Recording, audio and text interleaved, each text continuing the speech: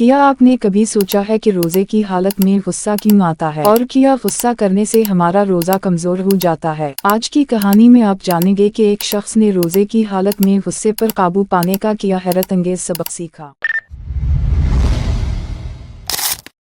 रमजान उल मुबारक के बाबरकत दिन थे।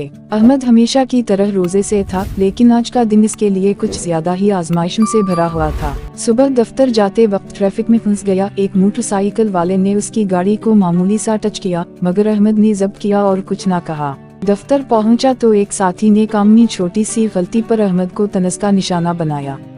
अहमद को गुस्सा तो बहुत आया, मगर उसने दिल में सोचा, नबी करीम सल्लल्लाहु अलैहि वसल्लम ने फरमाया, रोजा ढाल है, बस रोजे की हालत में कोई गाली गलौच ना करे और अगर कोई इससे झगड़ा करे तो कह दे कि मैं रोजे से हूँ।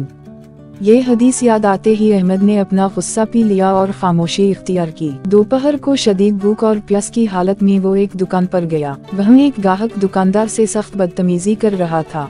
अहमद ने सोचा कि अगर वो दुकानदार की जगह होता तो शायद गुस्से से जवाब देता, मगर आज वो सब्र का इम्तिहान देना चाहता था। इसने नरमी से दुकानदार को तसल्ली दी, जिससे मुआमला ठंडा हो गया।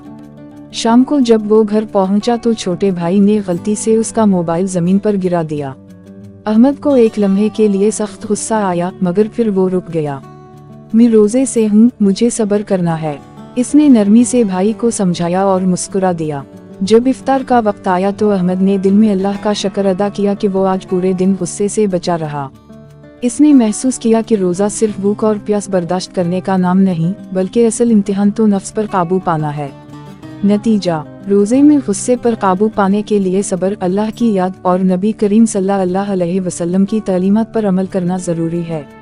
अगर हम अपने गुस्से को काबू में रखें तो हमारा रोजा और ज्यादा बाबरकत हो जाता है। तो क्या आप भी इस रमजान में गुस्से पर काबू पाने का अज़्म करेंगे?